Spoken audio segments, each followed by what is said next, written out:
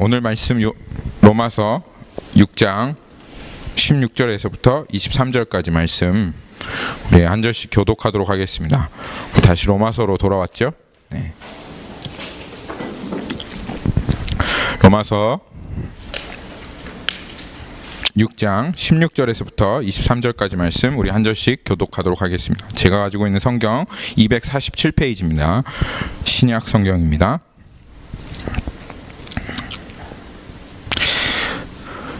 너희 자신을 종으로 내주어 누구에게 순종하든지 그 순종함을 받는 자의 종이 되는 줄을 너희가 알지 못하느냐? 혹은 죄의 종으로 사망에 이르고 혹은 순종의 종으로 의에 이르느니라.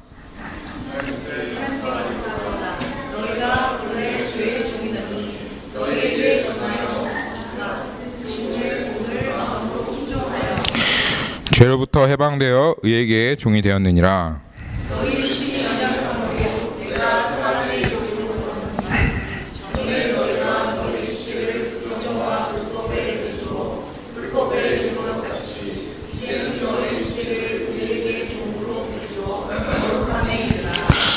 너희가 죄의 종이 되었을 때에는 의에 대하여 자유로웠느니라.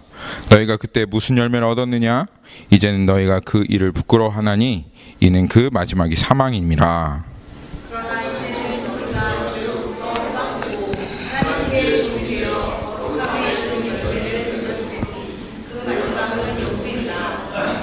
죄의 싹은 사망이요 하나님의 은사는 그리스도 예수 우리 주 안에 있는 영생이니라. 아멘. 아멘. 할렐루야. 할렐루야. 네. 할렐루야. 맨날 수련회를 주일마다 해야 될 것 같습니다. 우리의 영원하신 주님의 이름을 찬양합니다. 우리의 최고의 가치 되시고 내면의 실제 되신 우리 주님, 정말 우리를 위하여 사망 권세를 이기시고 그리고 우리에게 자유를 허락하신 그 주님의 이름을 찬양합니다. 우리 한번 주님 앞에 영광의 박수 올려드리십시다.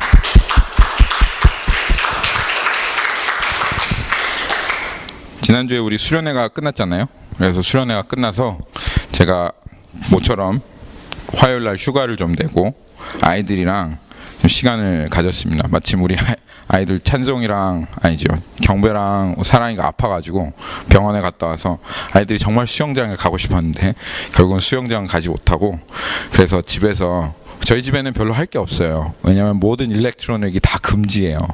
텔레비전도 있어도 켜질 않아요.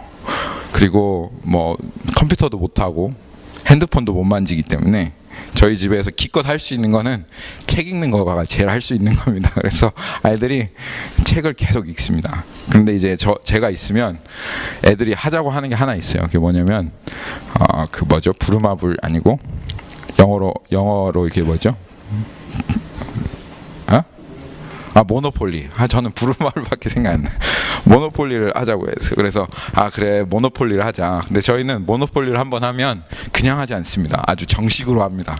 그래서 게임이 끝날 때까지, 그래서 아주 룰대로, 그래서 아주 정식으로 합니다. 그래서 그날 이제 수련회가 끝나고 모노폴리를 아이들하고 저랑 저희 와이프랑 애들이랑 서로 편을 해가지고 넷이서 네 편을 이렇게 해가지고 모노폴리 하는데, 이제 뭐 게임이니까 부모 자식 관계가 없는 거죠. 걸리면 그대로 그냥 돈을 내서 하는 건데, 제가 이기기를 시작했어요. 호텔을 막 짓고 땅을 막 먹고 이러면서 제가 이기기를 시작했어요. 그래서 벌써 우리 경배는 파산 나고 이제 요한이 하고 그 다음에 이제 찬송인가 사랑인가 하여튼 남았는데 게임이 이제 점점 제 쪽으로 계속 기울어 가니까, 이 모노폴리는 한번 게임이 기울면 거의 역전이 불가능하더라고요. 그쵸? 해보신 분들은 알겠지만, 그러니까 게임이 점점 기울어지고 계속 걸리니까 제 거에 애들이 하는 소리가 재미없다, 고만하고 싶다 이러면서 계속 저한테 고만하고 싶다고 하는 거예요. 근데 고만할 수가 있나요? 우리는 한번 시작하면 모노폴리가 생길 때까지, 마지막까지 한다 해가지고 결국은 제가 모든 사람을 파산시키고 제가 모나폴리가 됐습니다. 근데 이제 그때 딱 제 마음속에 스쳐 지나가는 그런 마음이 있었는데, 애들이요 자기가 이길 때는 끝까지 하자고 해요. 절대로 그만하자는 소리 하지 않습니다. 왜냐하면 자기가 이기니까. 그리고 다른 사람이 자기 거에 딱 걸리면 그게 너무 재밌거든요. 돈 받는 재미가 있거든요. 근데 질 때는 책을 하나 가까워서 자기 턴이 아니면 책을 읽고 그만하자고 하고 하기 싫다고 하는 이걸 딱 보면서, 야, 역시 이겨야 재밌다. 여러분, 그 말씀이 생각이 나더라고요. 여러분, 신앙생활 그만하고 싶다, 하기 싫다, 이제 벗어나고 싶다 하는 생각이 여러분 왜 드는 줄 압니까? 지니까 그래요. 지니까. 지고 있으면 그런 생각이 듭니다. 근데 이기잖아요. 이기고 승리하고 하면 계속 하고 싶은 거예요. 끝날 때까지, 판이 끝날 때까지 계속 하고 싶은 겁니다. 그 생각이 저한테 딱 들어오더라고. 그래, 맞아, 이겨야 재밌어. 뭘 해도 뭐니 해도 우리는 이겨야지 재밌는 거예요. 여러분, 이기는 성도님들 되시기 바랍니다. 그래서 날마다 이기고, 그래서 사단에 이기고, 죄의 권세에 이기고, 그리고 순종의 자리에서 하나님의 영광을 경험해서 더 하고 싶다, 재밌다, 기쁘다, 즐겁다 하는 그러한 신앙생활이 되시기를 예수님의 이름으로 축원합니다. 아멘. 우리가 다시 이제 로마서 6장으로 돌아왔잖아요. 네, 로마서 6장으로 돌아왔는데, 수련회 전에 나눴던 그 내용들 잠시 한번 복습하고, 그리고 계속 나누도록 하겠습니다. 로마서 16절 15절 16절 보면 하나님께서 이 로마서 15절 16절을 한 질문으로 시작하셨습니다. 어떤 질문이었죠? 우리가 은혜 아래 있으니 더 죄를 지으리요. 이게 하나님의 질문이었습니다. 그때 이 사도 바울이 우리를 대신해서 정확하게 분명하게 대답해 주신 것이 있는데 무엇이죠? 그럴 수 없느니라. 그건 말도 안 돼. May it never be.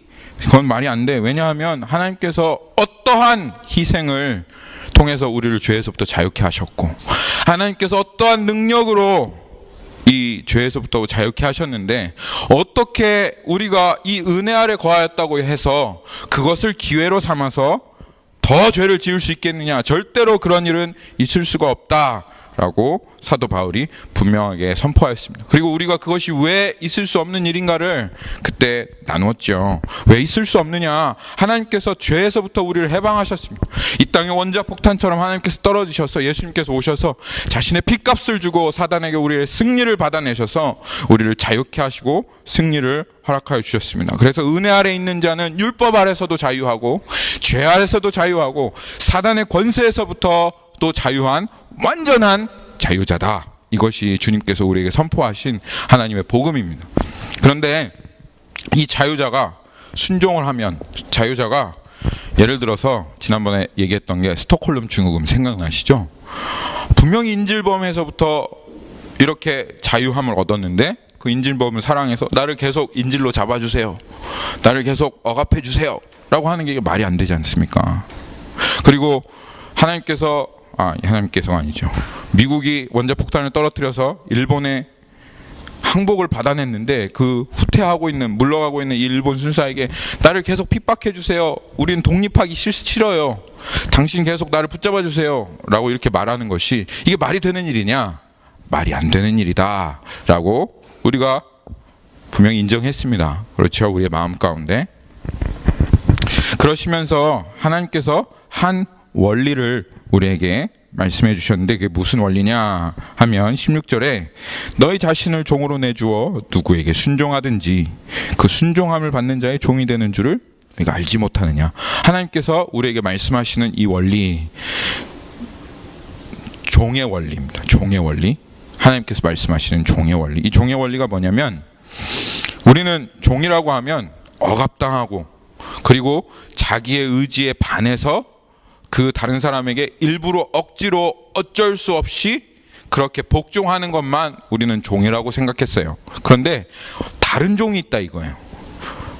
다른 한 종류의 종이 있다는 거예요. 물론 능력이 없어서, 힘이 없어서 그 사람에게 붙잡혀서 인질로 붙잡히고 애굽 땅 바로 밑에 있는 이스라엘 백성들과 같이 그렇게 억압당하는 것도 종이다.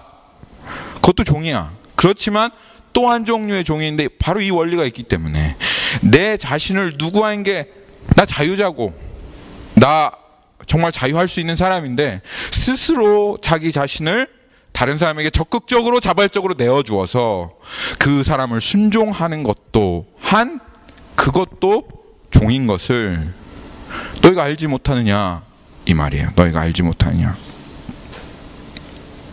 그러한 종이 있기 때문에 이 원리가 분명하기 때문에 그렇기 때문에 더더욱 죄에 대해서 우리가 순종함 은혜 아래서 죄에 대해서 우리의 몸을 내어주거나 순종하면 안 된다 그 말입니다. 그런데 안타깝게도 그런 사람이 있을 수 있다 이 말이에요. 그래서 필경 두 부류의 사람이 나타나는데 한 부류의 사람은 죄에게 자기 자신을 내어주어 여전히 죄에게 순종하여 죄의 종이 되어지는 사람이 한 부류의 사람이 있고, 그리고 순종에게 자기를 내어주어 순종의 종으로 의에 이르는 사람이 있다 하는 것이 오늘 여기 우리가 지난주에 나눴던 16절 말씀입니다. 오늘 여러분 많이 나누지 않을 겁니다. 16절에 있는 말씀 조금 더 소상하게 살펴볼 겁니다. 주님께서 우리들에게 물어보시는 게 이겁니다. 너는 무엇의 종이냐? 너는 죄의 종이냐? 너는 순종의 종이냐? 넌 어느 편의 종이냐? 하고 주님께서 물어보시는 거지요.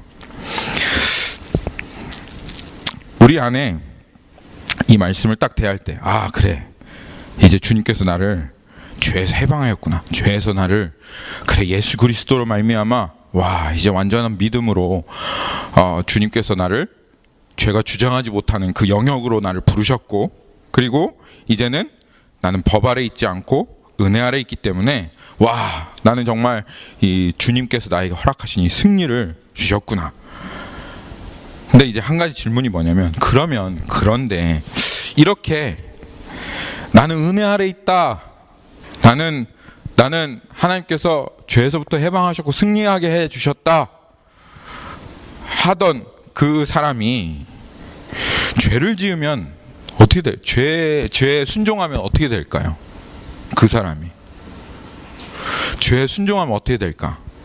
물론 죄에 순종을 하면 하나님께 주시는 그 복음은 당연히 누리지 못하겠죠. 그 복음을 죄에 순종하는데 어떻게 그 복음을 누릴 수가 있겠어요? 그 주님이 주시는 그 승리와 능력을 어떻게 누릴 수 있어요? 사실 근데 이제 죄에 순종하는 사람 그게 별로 그런 큰 관심이 아니잖아요. 죄에 순종하는 사람 여전히 말은 여전히 나 은혜 아래 있어. 와 하나님께서 나를 죄 아래서 율법 아래서 나를 해방하시고 은혜 아래 날 두셨어 라고 하면서도 여전히 죄에 순종하는 그 사람들이 그런 거에 관심이 있겠어요? 당연히 그런 거에 관심이 없지. 죄에 순종하는데 그 사람들이 관심 있는 건 딱 하나입니다. 뭐냐면 천국에 가느냐 안 가느냐 이거겠죠. 그러면 은혜 아래 있는 사람이 죄에 순종하면 그럼 어떻게 될까? 그 결국이 어떻게 될까요? 그걸 하나님께서 얘기하시는 것이 16절에 있는 그 원리예요. 이 원리. 은혜 아래 있다고 이야기하지만 여전히 죄에 순종하는 사람, 자기 자신을 죄에게 내어주는 사람은 누구의 종이다? 예수님의 종이에요? 하나님의 종이에요? 아니요. 죄의 종이다.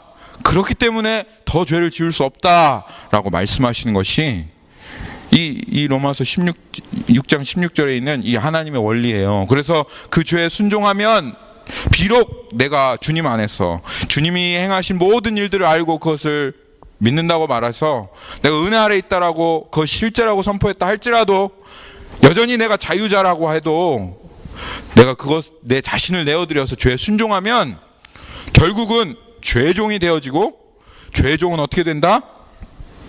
죄의 종은 여기에 죄의 종으로 어떻게 된다고요? 사망에 이르게 된다.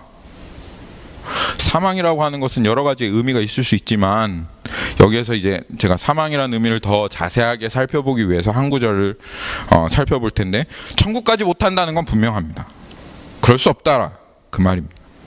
죄의 종으로 살아가면 자기를 순종해서 죄의 종으로 가면 사망이다. 이것이 하나님의 결론입니다. 우리가 한 가지 더 말씀을 살펴보겠습니다. 로마서 8장에 가면요, 우리 한 6개월 후에 살펴보겠지만, 로마서 8장 네. 이 로마서 8장 올해 안에는 끝나지 않을까. 로마서 8장까지. 이 8장은요, 이제 잠깐 제가 프리뷰를 드리면, 이 로마서 8장은 이 성도들, 예수 그리스도를 따르는 이 성도들의 엄청난 승리가 있는 장입니다. 예수 그리스도 안에는 결코 정죄함이 없고, 이제는 하나님의 성령의 법이 우리 육신의 그 죄와 사망의 법에서 우리를 해방하여, 이제는 실제로 그 율법의 요구가 우리 삶 가운데 이루어지고, 양자됨의 영광이 있고, 그리고 예수 그리스도 안에 있는 하나님의 사랑에서 그 어떠한 것도 절대로 끊을 수 없다라고 하는 정말 하나님의 영광의 선포가 우리의 심령 가운데 완전히 그냥 범벅으로 쏟아지는, 메아리 쳐지는 그 장이 로마서 8장이에요. 로마서 이 완전한 승리의 장에, 완전한 영광의 장에 하나님께서 그 중간에 딱 하고 박아놓으신 경고가 하나 있어요. 그게 뭐냐면 8장 12절 13절입니다.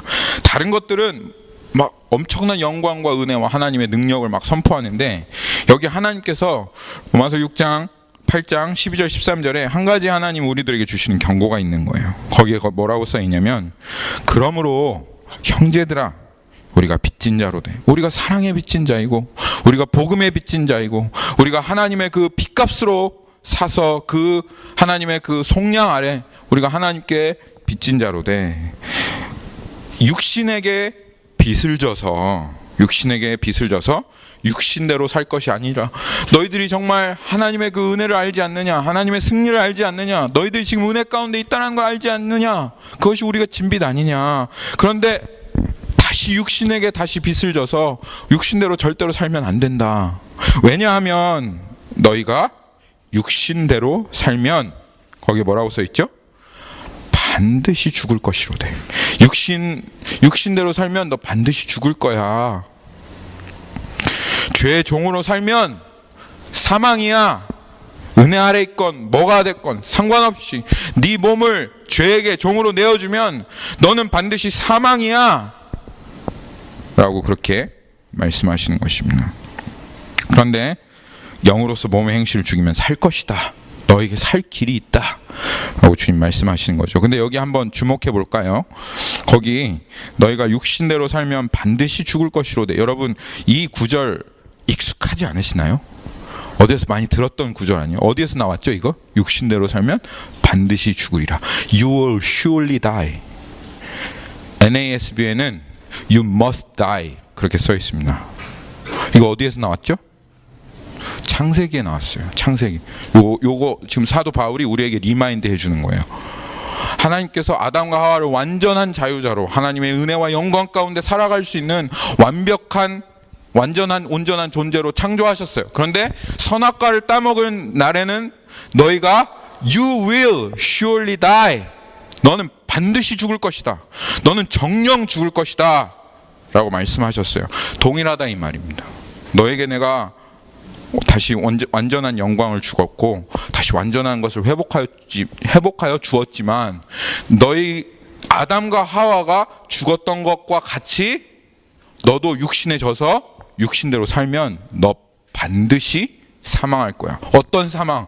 여기에서 하나님께서 말씀하시는 사망이 어떤 사망입니까? 아담과 하와가 죽었던 그 사망과 동일한 사망. 하나님과 관계가 단절되어지고, 그리고 그 영광을 다 잃어버린 채로 여전히 갈급하고 목마르어서 그렇게 죄의 종으로 살아가는 그러한 사망으로 죽을 거야. 반드시 죽을 거야 라고 하나님께서 말씀하시는 경고인 것이죠. 우리가 이 경고를 잘 들어야 되겠습니다. 하나님께서 사실은 이 로마서 6장을 이제 다시 6장으로 돌아가서 6장을 이야기하면서 6장에 여러분 도대체 뭘 얘기하시려고 하시는 건가요? 하나님께서 크리스찬은 죄와 함께 할 수 없는 인생이다 라고 하는 것을 얘기하시려고 하는 겁니다. 죄는 죽었고 그리스도와 함께 죽었고, 그리고 그리스도와 함께 이제는 새 생명을 얻었기 때문에 더더욱 죄와 함께 할 수 없어. 그리고 하나님께서 자유하게 하셨는데도 불구하고 여전히 너의 몸과 육신을 죄에게 내어준다고 하면 너 죄의 종이야. 그리고 결국 사망할 수밖에 없다 라고 하는 것을 하나님께서 이 로마서 6장에서 계속 얘기하시는 겁니다. 그게 여러분 이 전체적인 그림을 아셔야 됩니다. 로마서 6장에서 정말 하나님께서 무엇을 여러분들에게 말씀하기 원하시는지 그거예요 사실은.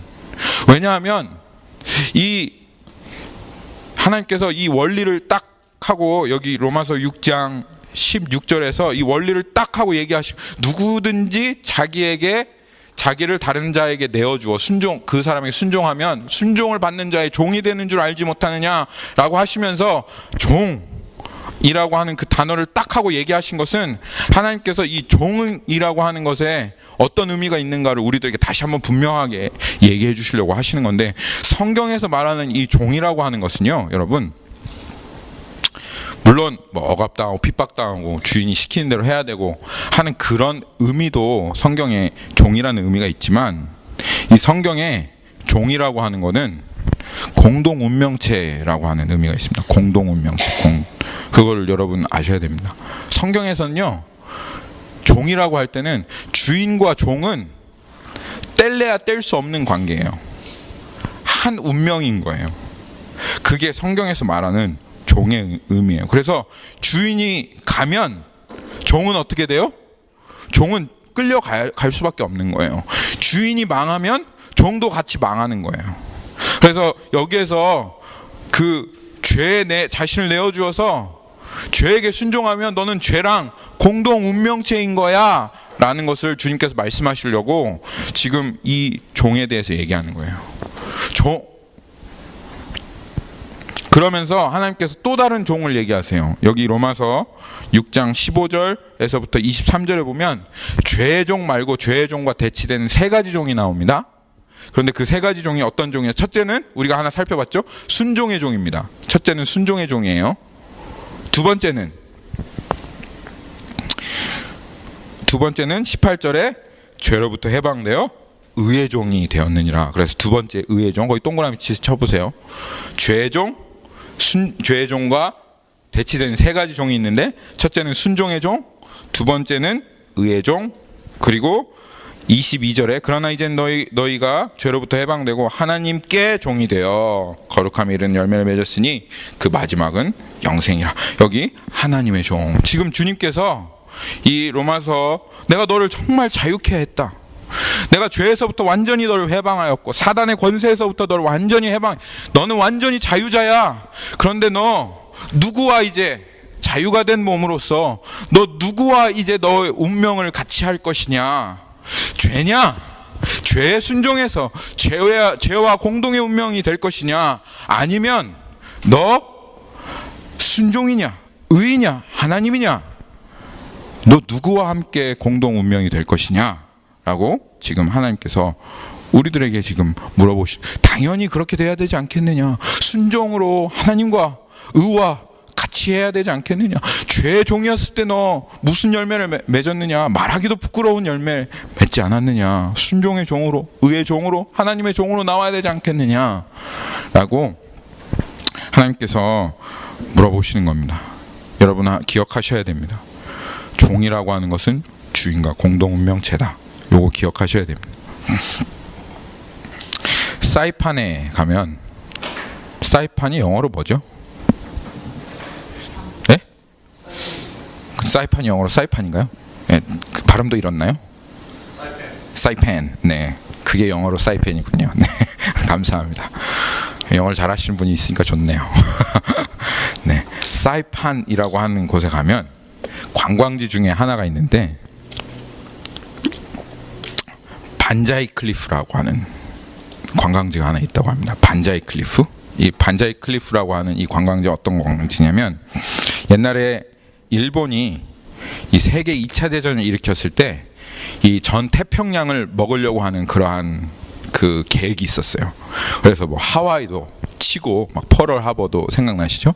그리고 사이판도 이 일본이 점령을 했다고 합니다. 그리고 이 사이판이 일본이 이 사이판을 점령하고 그리고 그 사이판에 이 태평양을 먹으려고 하는 그 원대한 계획 아래서 태평양 사령부를 그렇게 이제 건설을 했다고 해요. 그래서 거기에 주둔하고 있었던 일본군이 한 1만 명 정도 되는 사람이 있었다고 합니다. 그런데 이제 전세가 기울었죠. 뭐 일본이 결국은 이제 패망하게 되었죠. 그래서 이제 유엔군이 닥쳐오는 거예요. 이제 모든 부분에서 이제 일본군들이 후퇴를 하고 이 유엔군이 이제 사이판에 있는 태평양 일본의 사령부를 이제 무너뜨리려고 막 그 유엔군이 이제 오고 있는데 그때 이제 급한 전보가 이 사람들에게 왔습니다. 우리가 패망했다, 졌다. 그러니 투항하고 목숨을 건져라. 그런데 이 태평양 사령부에 있었던 이 일본군들이 아주 충성심이 강한 사람들이었습니다. 아주 충성심이 강한 사람들이어서 우리는 절대로 항복하지 않겠다. 죽으면 죽었지 우리에게는 항복이란 있을 수 없다. 변절이란 있을 수 없다. 그래가지고 이 반자이 클리프라고 하는 이 절벽이 한 80m 정도 되는 깎아지는 절벽이래요. 80m 되는.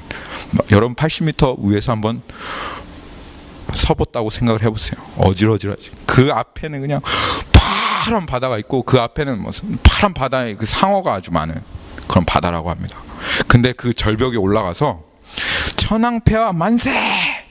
이러면서 일본군이 한 1만 명 되는 일본군이 뛰어내렸다고 해요. 그래가지고 그 만세라고 하는 그 단어가 반자이래요. 반자이. 그래서 천황폐하 만세! 반자이! 이러면서 뛰어내려가지고 1만 명이 뛰어내려가지고 그 절벽 이름이 반자이 클리프라고 하는 이름이 붙었대요. 얼마나 많이 뛰어내렸으면 뛰어내려서 산 사람이 있대요. 사람 위에 뛰어내려가지고 1만 명이 뛰어내렸으니까. 그래서 그게 반자이 클리프라고 합니다. 근데 그때 너무 안타까운 일이 뭐냐면 그 일본군들은 뭐 천황에 충성을 한다고 하니까 뛰어내렸겠죠. 그런데 그 일본군에게 잡혀와서 이 사이판까지 잡혀왔던 징용, 강제 징용 당했던 그 한국 사람들 있지 않습니까? 조선 사람들. 근데 이 일본 사람들이 얼마나 악독했는지 그 조선 사람들을 한 사람씩 자기의 몸에 묻고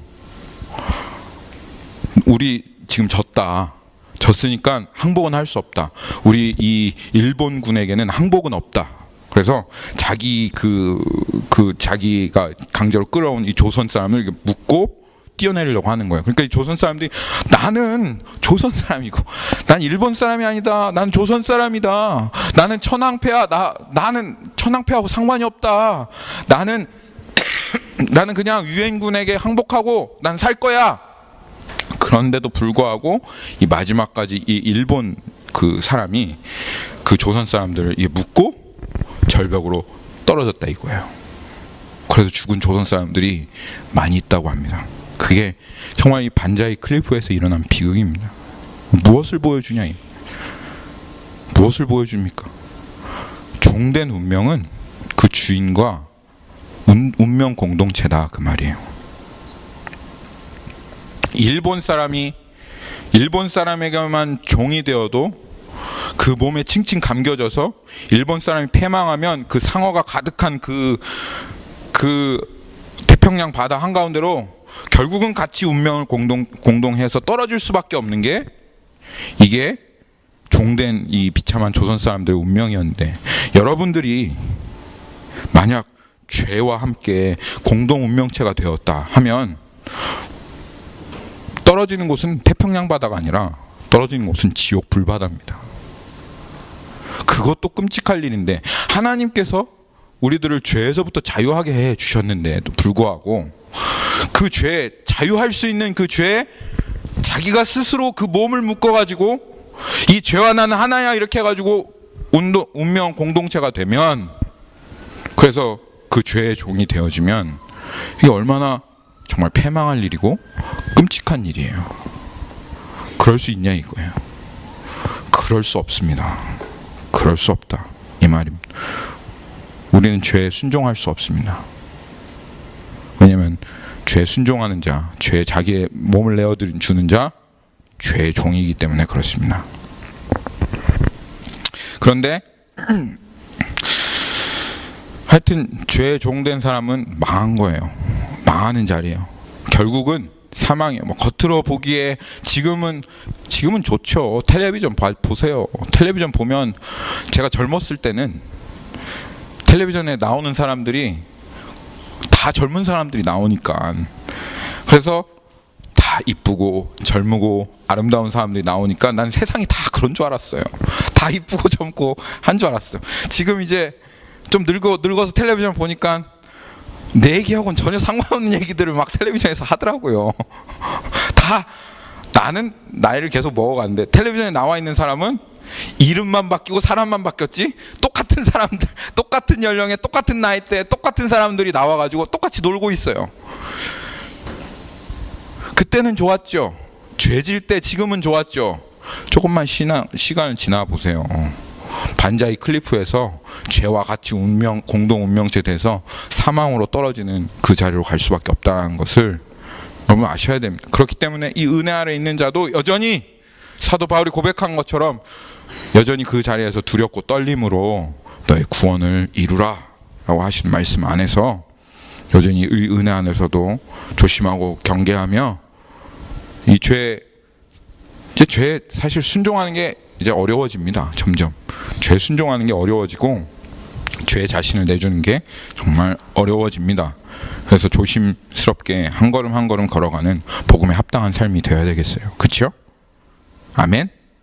아멘, 아멘입니다. 그런데 여기에 이제 죄의 종과 대치되는 한 운명의 사람이 나오는데 그게 바로 순종의 종입니다. 여기 순종의 종.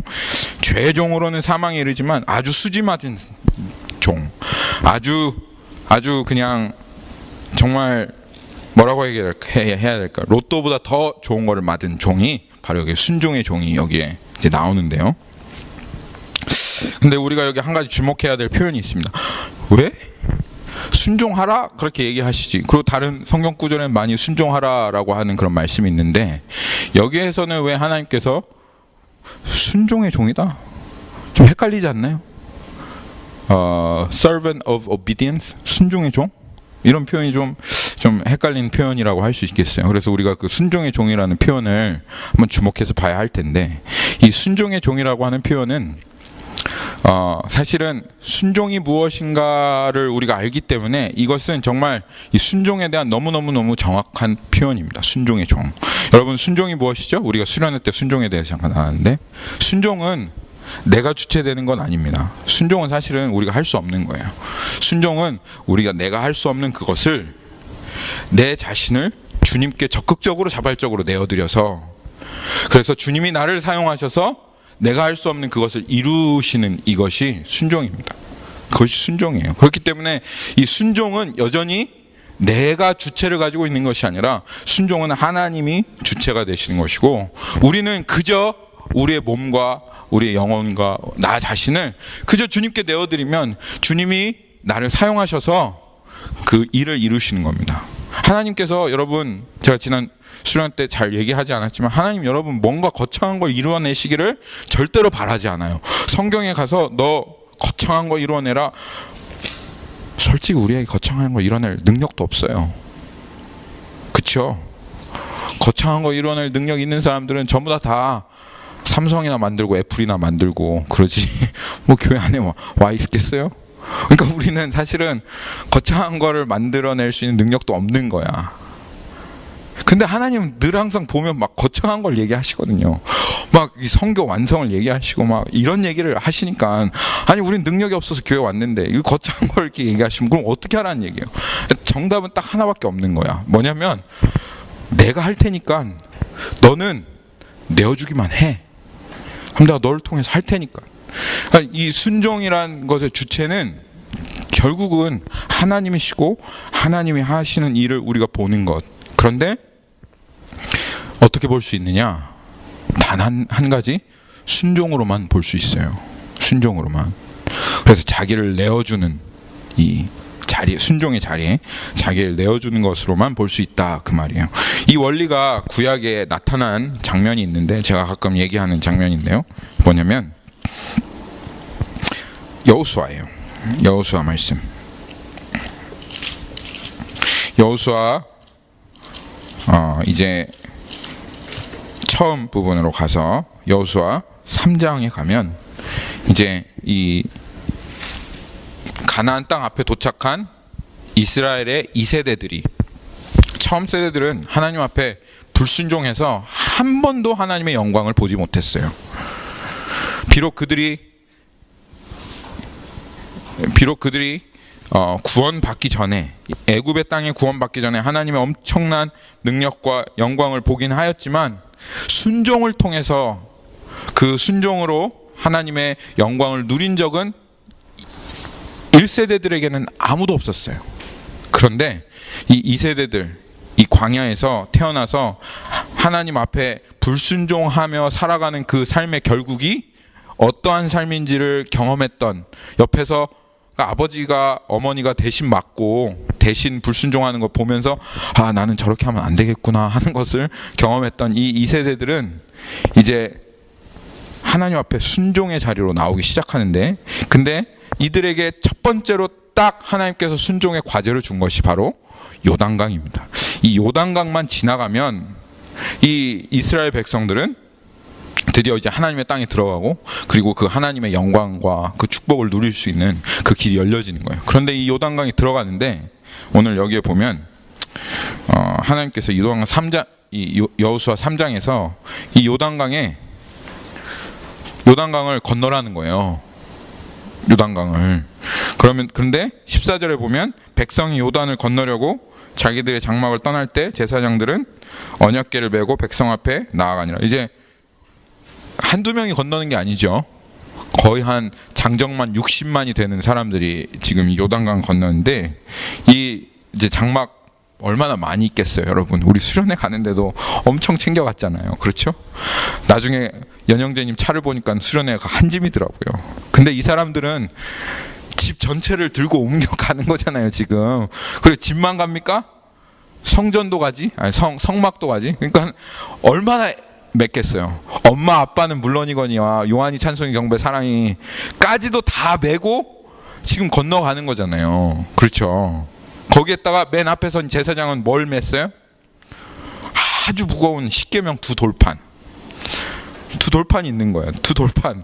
거기에다가 그 두 돌판을 만든 언약궤, 그거를 또 뭘로 쌌냐면 그 무거운 순금으로 다 쌌어요. 그걸 지고 지금 가는 거야. 근데 하나님께서 그들에게 요단강을 건너라는데 어떻게 건너라? 걸어서 건너라는 거예요. 지금 장막도 다 맸고, 지금 돌판 무거운 것도 아주 많고, 거기에다가 이거까지 다 졌는데 지금 요단강이 어떤 상태냐? 또 요단강이 그렇게 큰 강이 아닙니다. 이렇게 좀 폭이 얇은 강이에요, 요단강이. 근데 지금 이 시기가 어떤 시기냐면 15절에 보면 요단이 곡 씻거두는 시기에 항상 언덕에 넘치더라. 지금 곡 씻거두는 시기, 요단강이 아주 물이 마른 시기도 아니고 물이 아주 그냥 찰랑찰랑 언덕에 넘칠 정도로 찰랑찰랑한 시기인데 하나님께서 가라, 건너라 이러는 거예요, 걸어서. 여러분, 그럼 그 60만 되는 사람이 그 요단강 앞에 섰어요. 그러면 여러분 어떤 반응을 여러분들 보이시겠어요? 아니, 이거는 주님, 이거는 그냥 다리를 하나 만들면 우리가 아무리 해도 60명인데 다리를 하나 만들어서 다리를 하나 세우면 우리가 그냥 간단하게 걸어갈 수 있는 거, 아니면 뭐 배를 하나 만들어 가지고 이렇게 왔다 갔다 여러 번 하든가. 그게 상식적으로 맞는데 하나님 여기를 어떻게 걸어가라는 겁니까? 이거 말이 되는 거야?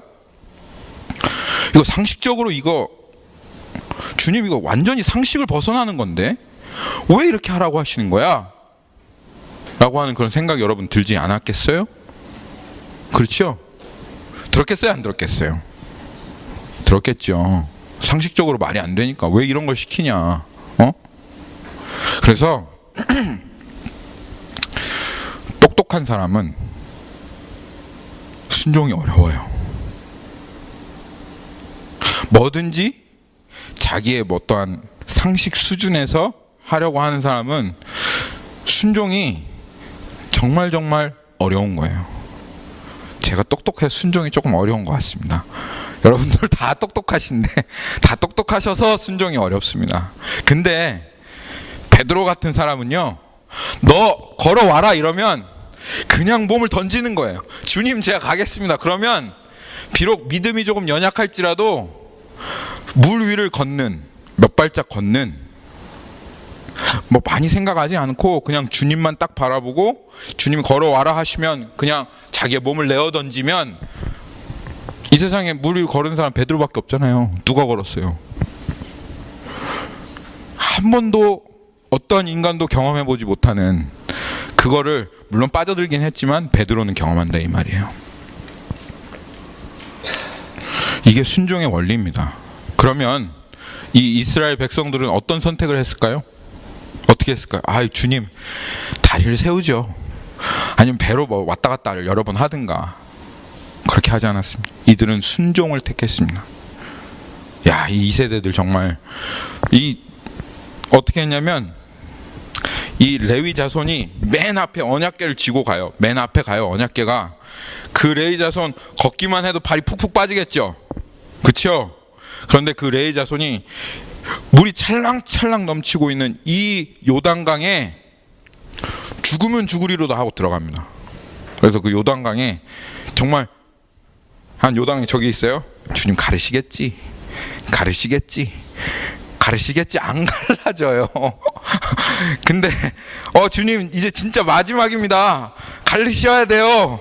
해야 돼요. 근데 안 되는 거야. 에이 모르겠다 하고 발을 한 발 탁 하고 그냥 물속에 빡 짚었는데, 그 한 발을 물속에 짚는 순간 그때 하나님께서 요단을 가르시면서 요단이 탁 끊겨지면서 그 땅이 완전히 마르고 이 언약궤를 맨 그 사람들이 지나갈 수 있도록 그렇게 되어졌다 이 말입니다. 뭘 보여주시려고 하는 거예요, 이거? 주님이 정말 솔직히 말해서 60명인데 다리 하나 못 건설하겠어요?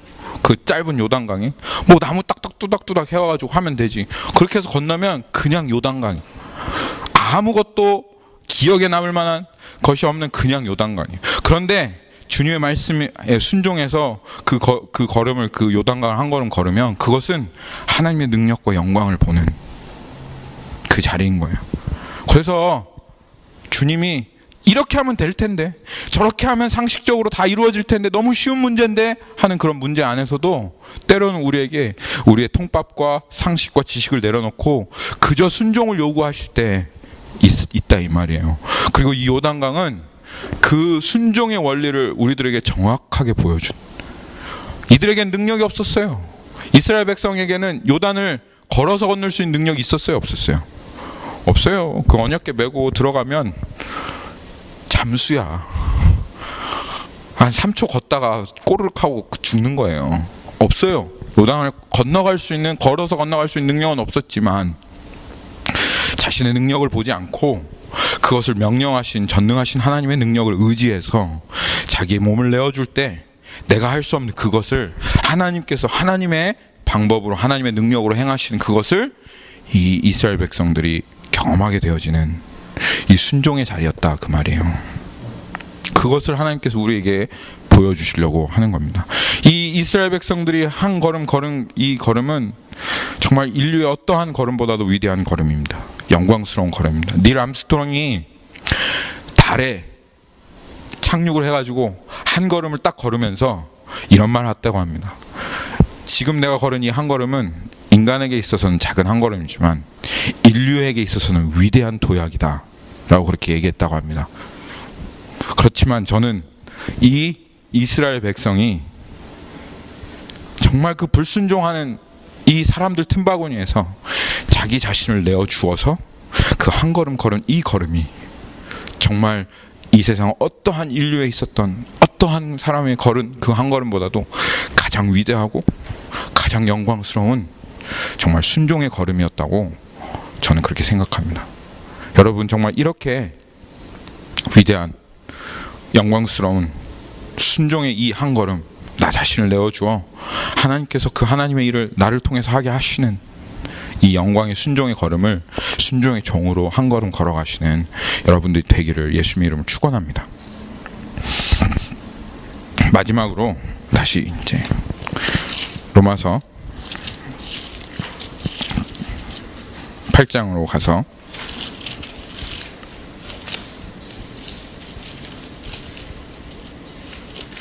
6장이죠. 로마서 6장으로 가서 그러면 이렇게 순종의 종으로 이 순종의 길을 걸어가는 사람들에게 무슨 일이 일어나는가? 순종의 종으로 어떻게 되어진다고 얘기하였습니까? 의에 이르느니라. 이거 도대체 이건 무슨 의예요? 요건 이제까지 이 로마서 전체 내용은 뭐죠? 로마서 전체 내용은 이신칭의입니다. 뭐냐면 믿음으로 말미암아 얻는 의. 그러면 순종으로 얻는 의는 또 다른 의냐? 그게 아니죠.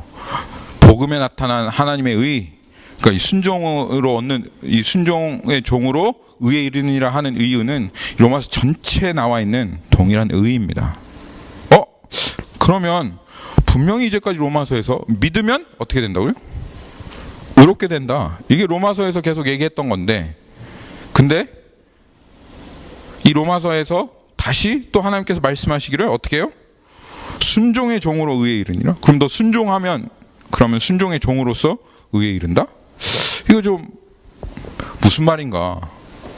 여기에서 하나님께서 우리에게 분명하게 얘기하시려고 하는 것이 있습니다. 뭐냐 하면 믿음과 순종의 관계인 거예요. 믿음과 순종의 관계. 믿음과 순종의 관계 어떻다? 믿음과 순종은 하나다라는 거예요. 하나다. 믿음과 순종은 하나다라는 거예요. 왜냐하면 믿음으로 의를 얻는데 순종이 종으로도 동일한 의를 얻는다면 그러면 믿음과 순종은 하나인 거예요. 여러분 이거 기억하십시오.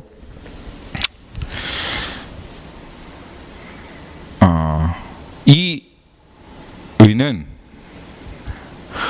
믿음으로 시작해서 하나님의 의는 복음의 의는 믿음으로 시작해서 얻고 순종으로 완성된다라고 하는 것 요거 기억하십시오.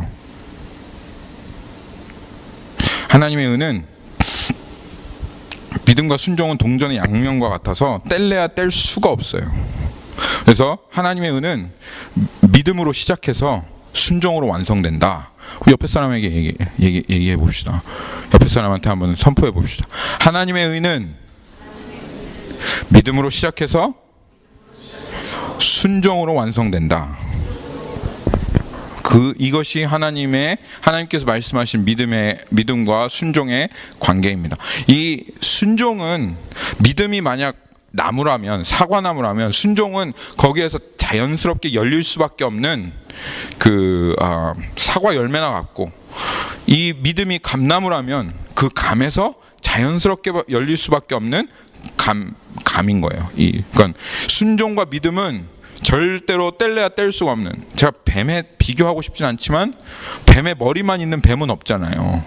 꼬리까지 다 있어야 되잖아요. 그러니까 분명히 머리가 오면 꼬리가 따라오는 것처럼 그래서 이 분명히 믿음이 있으면 뒤에 반드시 순종이 따라올 수밖에 없는 그 관계인 거예요. 그게 믿음과 순종의 관계예요. 요거를 하나님께서 우리가 오해하지 않도록 성경 곳곳에서 이야기해 놓으셨는데요. 야고보서 2장에 가면 이 이야기가 정확하게 나와 있습니다. 야고보서 2장.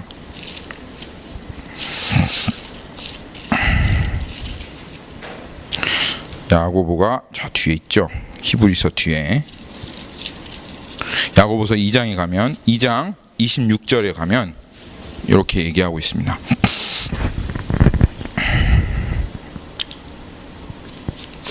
거기에 보면 어떻게 써 있냐면 영혼이 없는 몸이 죽은 것 같이 행함. 여기에서 행함이라는 것은 우리 로마서에서 계속 얘기했던 어떤 나의 행위 이것을 얘기하는 것이 아닙니다. 행함이라고 하는 것은 믿음에서 나오는 순종을 얘기하는 것입니다. 영혼이 없는 몸이 죽은 것 같이 행함이 없는 순종이 없는 믿음은 죽은 것이다. 그렇게 얘기했어요. 이 사람이 좀 덥네요. 혹시 에어컨을 좀 낮춰주실 수 있나요?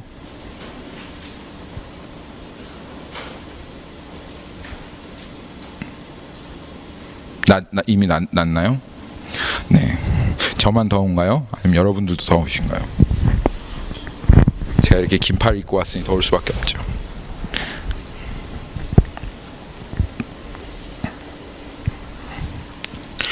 여러분 사람이 영과 육이 있잖아요. 근데 그 사람 안에 영혼이 빠져나가면 그 사람이 살은 사람입니까? 죽은 사람입니까? 죽은 사람인 것 그 얘기예요. 아니 영이 없는 몸이 죽은 건데 그러면 그 죽은 것 같이 행함이 없는 믿음은 죽은 것이다. 순종이 없는 믿음은 그거는 믿음이 아니야 라고 얘기하는 거예요. 앙코빵에 빵을 딱 열어봤어요. 근데 그 빵 중간에 앙코가 없는 거야. 그러면 빵은 빵이지만 앙코빵은 아니잖아요. 그렇죠? 마찬가지로 믿음을 딱 하고 열어봤는데 그 중간에 순종이 없는 거야. 그러면 그 믿음이 믿음이겠느냐? 아니다 라고 지금 주님이 얘기하시는 겁니다. 그것을 이 야고보서 2장에서 아브라함 얘기를 통해서 한 번 더 얘기하시는데 2장 21절 보시면 우리 조상 아브라함이 그 아들 이삭을 제단에 바칠 때 아브라함 순종을 하였죠. 하나님의 말씀에. 정말 어떻게 그걸 인간의 능력으로 할 수 있겠습니까? 그런데 하나님을 의지하고 하나님을 바라보고 자기 아들을 번제로 드리려고 자기 자신을 아브라함이 내어준 것이죠. 우리 조상 아브라함이 그 아들 이삭을 제단에 바칠 때 행함으로 의롭다 하심을 받은 것이 아니냐. 그래서 결국 그렇게 순종함으로 의롭다함이 완성되어진 것이 아니냐. 그래서 22절에 보니 내가 보거니와 믿음이 그 행함과 함께 일하고 행함으로 믿음이 어떻게 되었다? 온전하게 되었다. 그렇게 얘기하고 있는 겁니다. 그러니까 정확하게 그거예요. 믿음은 반드시 순종을 낳을 수밖에 없다 이 말이에요. 그리고 그 믿음으로 인해서 그 순종이 완전하게 이루어질 때 그때 그 믿음이 온전하다는 것이 증명되어진다. 이것이 성경에서 이야기하고 있는 믿음과 순종의 관계입니다. 그래서 이것을 이제 모토로 해서 순회선교단이 부르짖는 그 부르짖음이 있어요. 뭐냐면 나를 움직일 수 없는 믿음은 믿음이 아니다. 나를 움직일 수 없는 믿음은 믿음이 아니다 라고 그렇게 순회선교단이 부르짖습니다. 당연하죠. 당연한 것 아닙니까? 여러분 한번 생각을 해보십시오. 저 사람이 내 인생의 해답이다. 그래서 결혼하신 거 아니에요. 저 사람이 내 인생의 구원이다. 그래서 결혼하신 거 아닙니까? 그렇게만 해도 자기의 인생 전부를 다 걸잖아요. 저 남자를 뭘 믿고 여러분 인생을 그렇게 전부를 다 거셨습니까?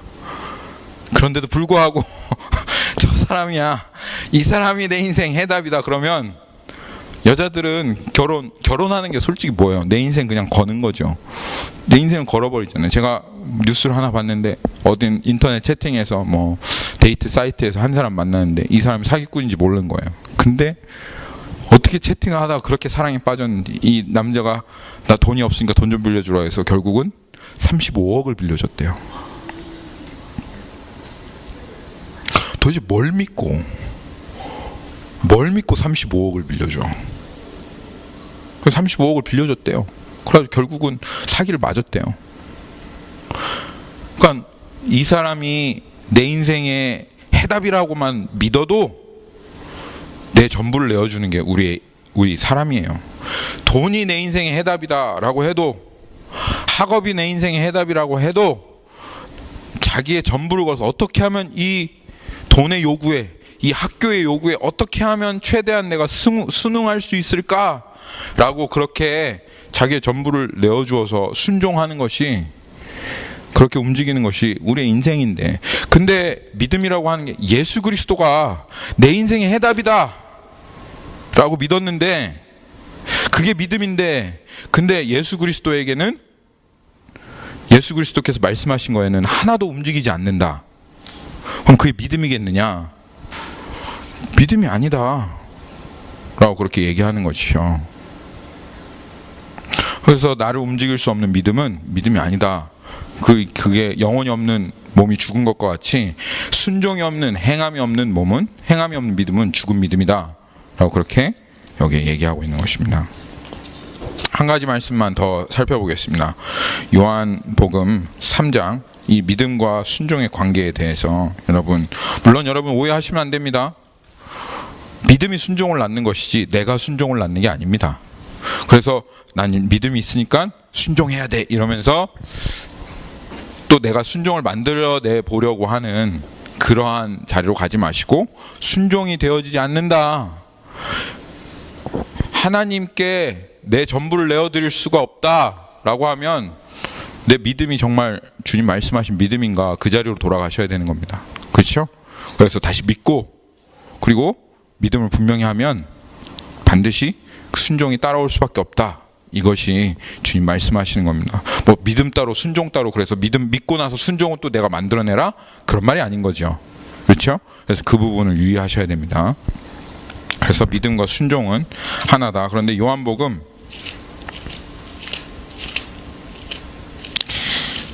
3장 36절에 가면 주님께서 또 이 믿음과 순종이 얼마나 하나인가 그거를 말씀하셨어요. 여기 보면 아들을 믿는 자에게는 영생이 있고 아들에게 순종하지 않는 자에게는 영생을 보지 못하고 도리어 하나님의 진노가 그 위에 머물러 있느니라. 그렇게 말씀하고 계시죠. 아들을 믿는 자에게는 영생이 있다. 이거는 우리가 이미 다 아는 이야기죠. 그렇죠? 너무나도 쉽게 얘기하는 우리가 이미 알고 있는 아들 믿지 않는 사람에게 어떻게 영생이 있을 수가 있겠어요. 그런데 여기 뒤에 보면 아들에게 순종하지 아니하는 자는 영생을 보지 못하고 이렇게 주님 말씀하고 계십니다. 원래는 이렇게 돼야 되겠죠. 아들을 믿지 아니하는 자에게는 영생이 있고 아들을 믿는 자에게는 영생이 있고 아들을 믿지 아니하는 자에게는 영생이 없다. 이렇게 얘기하셔야 될 텐데 주님이 그렇게 얘기하시지 않고 예수님께서 그렇게 얘기하시지 않고 아들을 믿는 자에게는 영생이 있고 아들에게 순종하지 아니한 자에게는 영생을 보지도 못하고 도리어 하나님의 진노가 그 위에 머물러 있다 라고 얘기하신 것은 결국은 주님께서 말씀하신 것이 이 믿음은 순종과 하나가 되어서 일하고 순종이 믿음을 온전하게 한다 라고 하는 것을 반드시 믿음은 순종과 순종이 따라와야 된다 라고 하는 것, 믿음과 순종은 하나다 라는 것을 주님 말씀하시는 것입니다. 그래서 아들을 순종하지 않는 자에게는 영생이 없대요. 그리고 순종하지 않는 자에게는 하나님의 진노가 그저 그 머리 위에 머물러 있고 죄사함도 없고 영생도 없고 아무것도 없다 하고 주님이 경고하시는 이 경고의 말씀이신 것이요.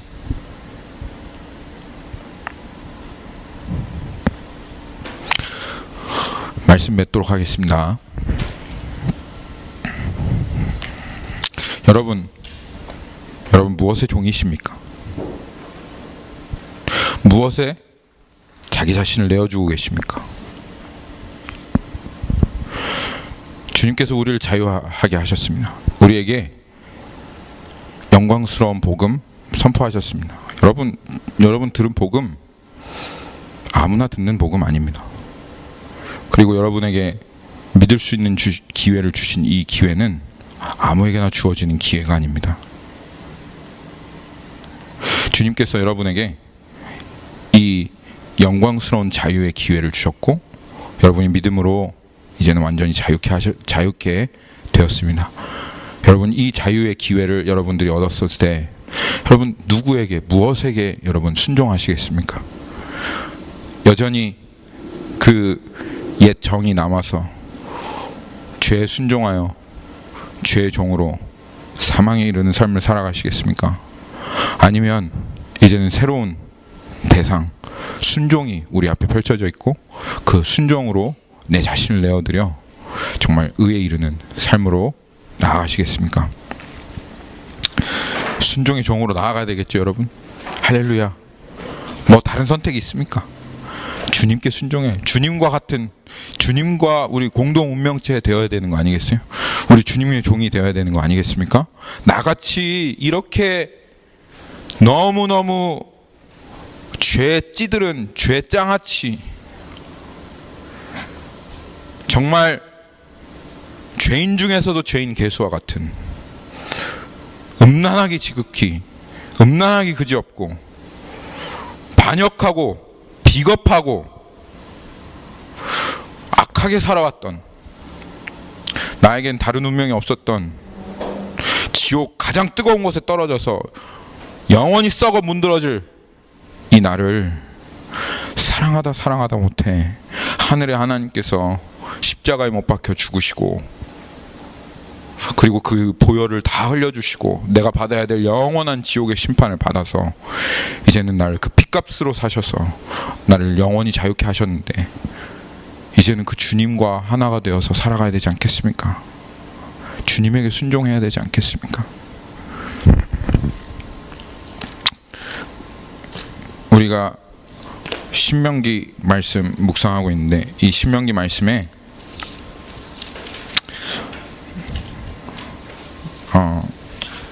이 참된 주인을 만나 정말 그 주인을 사랑하고 또 그 주인과 영원히 함께 하기로 한 이 그리스도인들의 모습을 모형처럼 그렇게 보여주고 있는 구절이 하나 있습니다. 그 신명기 15장에 나와 있는데요. 하나님께서 자비하신 하나님이시기 때문에 아무리 종이 된 사람들에게도 그들에게 자비를 베풀라고 하나님께서 말씀하셨습니다. 그래서 히브리 동족이 혹시 재산이 또 무슨 집에 무슨 일이 있어서 결국은 돈을 빌렸다가 그 빌린 돈을 갚지 못할 경우에는 종이 되어서 그것을 다 갚도록 하는 그런 제도가 있었는데, 비록 그렇게 했다 할지라도 그 사람이 6년을 종으로 섬기면 7년째에는 그를 자유케 해줘라 하는 것이 하나님께서 제정하신 법이었어요. 그런데 이 법에 한 가지 예외가 있었는데, 뭐냐면 정말 완전히 집이 망해버렸어요. 나의 그 방탕함과 나의 그 악함으로 인해서 내가 가지고 있었던 모든 재산을 허랑방탕하게 다 날려버리고 빚까지 지고 결국은 그 빚을 갚지 못해서 종으로 팔려가게 되는 신세가 되었어요. 그래서 6년 동안 이 부잣집에서 종노릇하며 종이 되어서 그렇게 후회하고 망해버린 인생 안타깝게 살아가고 있는데, 그 주인이 종인 나를 너무너무 사랑해 주는 거예요. 이 망해버린 나를 너무너무 사랑해 주고 나를 돌봐주고, 그리고 이 나를 위해서 자기의 목숨이라도 내어줄 것처럼 나에게 관심을 가져주는 거예요. 내가 쓸 것 부족한 것 하나 없이 채워주고, 그리고 이제는 6년이 지나서 7년째가 됐는데, 7년째가 되면 이 하나님을 경외하는 주인이라 나를 풀어주는데, 자기의 재산의 절반이라도 떼어줄 것처럼 너 가서 다시 살아, 잘 살아라, 너 가서 너 성공해, 그리고 정말 한번 다시 새 인생 살아봐, 이러면서 자기 재산의 반절이라도 떼어줄 것처럼 그렇게 자신에게 챙겨주시며 못내 섭섭해하며 아쉬워하며 그렇게 나를 보내주는 이 주인을 만난 거예요.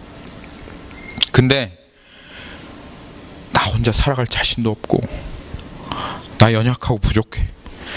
아무리 돈을 떼어주어도 나는 그거 관리할 수 있는 능력도 아니야. 나를 이렇게 사랑해준 주인, 그 주인 곁에 영원히 머물고 싶은 거예요. 그러면 너 주인 곁에 너 영원히 머물고 싶으면 한 가지 있는데, 16절에 보니까 종이 만일 너와 내 집을 사랑함으로 너와 동거하기를 좋게 여겨 내게 행하여 내가 주인을 떠나지 아니하여 내가 주인을 떠나지 않겠습니다. 주인 내가 당신을 영원토록 섬기겠습니다. 내가 종임에도 불구하고 나를 종처럼 섬겨주신 나의 주인, 내가 당신을 위해서 당신과 동거하며 영원토록 당신을 떠나지 않겠습니다. 그러면 그렇게 하면 비록 그 법이 있더라 하더라도 송곳을 가져가서 그 귀에 문에 대고 뚫으라. 그리하면 그가 영구히 내 종이 되리라. 내 종에게도 그같이 할지라.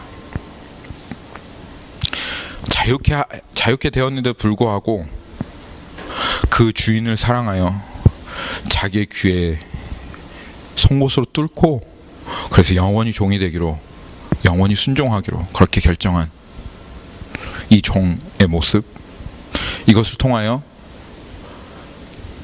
이 종보다 훨씬 자비하고 이루 말할 수 없이 우리를 사랑하신, 정말 이 이 땅에 진정한 순종을 받고 우리의 모든 것을 다 드려도 아깝지 않은 우리의 참 주인 되신 예수 그리스도께 나의 주님께 영원히 종되겠습니다, 영원히 순종하겠습니다 하고 고백하며 나오는 그 그리스도의 모습을, 그리스도인들의 모습을 모형으로 보여준 것이 바로 이 구절입니다. 여러분, 우리 사랑하는 주님께 귀에 구멍을 뚫고 영원히 주님과 함께하는 공동 운명체로, 그리고 그 주인 되신 주님 앞에 강강술래로 거룩한 춤사위로 주님과 하나 된 운명으로 영원토록 승리하며 기뻐하며 주님을 누리는 그러한 삶을 사시는 순종의 종들이 되시기를 예수님의 이름으로 축원합니다. 기도하겠습니다. 주님 감사합니다. 우리들을 위해서 피 흘려주신 그 주님의 은혜에 감사를 드립니다. 자신의 살을 떼어주셔서 우리의 생명 되어주신 주님 감사합니다. 주님, 이제 순종의 종으로 지금 나 자신을 내어드리며 내가 주체가 아니라 오직 주님께서 주체가 되셔서 주님이 이끄시는 대로, 주님 원하시는 대로 주님 나아갈 것을 주님 앞에 고백합니다. 주님, 우리 교회를 축복하시고 온전한 믿음으로 주님 앞에 서게 하여 주옵소서. 예수님의 이름으로 기도했습니다. 아멘.